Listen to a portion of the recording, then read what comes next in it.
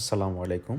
আজকের ভিডিওতে আমি দেখাবো কিভাবে হজরত শাহজালাল ইন্টারন্যাশনাল এয়ারপোর্টে এমটিবি লাউঞ্জটা আমি ভিজিট করেছিলাম। নরমালি এই যে আমরা যখন এই লাউঞ্জে যেতে হলে ইমিগ্রেশনটা কমপ্লিট করতে হবে।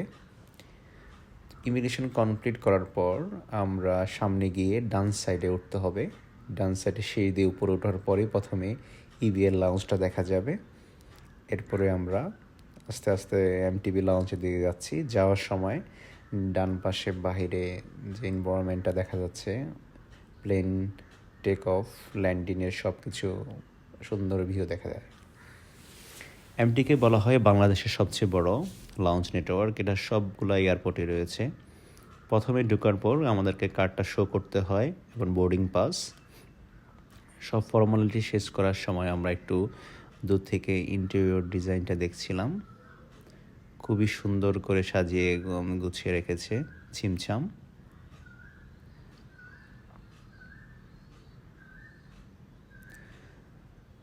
এখানে বসার জন্য অনেক সুন্দর অ্যারেঞ্জমেন্ট রয়েছে। অনেকগুলো বসার অ্যাবাউট 50% বসার জন্য অ্যারেঞ্জমেন্ট থাকে।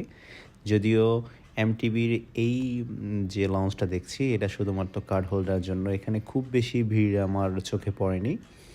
সামনে গিয়ে ডান সাইডে ফুড আইটেমগুলো দেখা যাচ্ছে। আমরা ভিডিওর শেষ অংশে ফুড আইটেমগুলো দেখিয়ে দেব।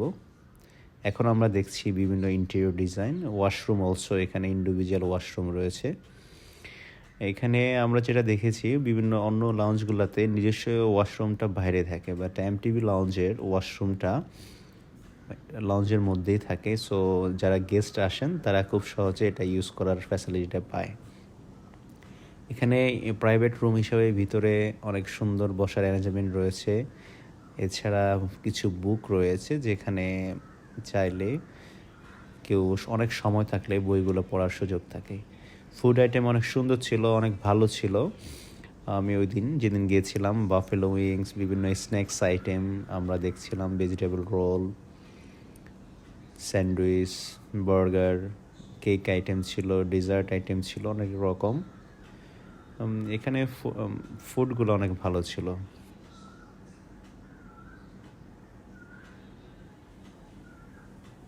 কিছু ফ্রুটসও ছিল।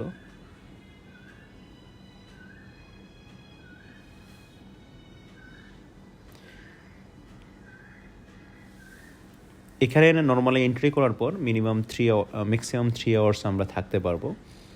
3 ঘন্টার মধ্যে যদি আমাদের মধ্যে খাবার অথবা রেস্ট করা যায়, নর্মালি 3 ঘন্টা পরে ওরা এগেইন চার্জ করে আপনার কার্ড থেকে। এমটিবি যারা card holder, visa signature, platinum card holder এবং আরও কিছু কার্ড হোল্ডার আছে যারা এখানে ফ্রি অফ কস্টে অ্যাভেল করতে পারে ইয়ারলি। এখানে কিছু লিমিট থাকে, 2, 3, 10, 12 এরকম কিছু বিভিন্ন কার্ড স্পেসিফিক কিছু লিমিট থাকে কারা কারা ইউজ করতে পারবে।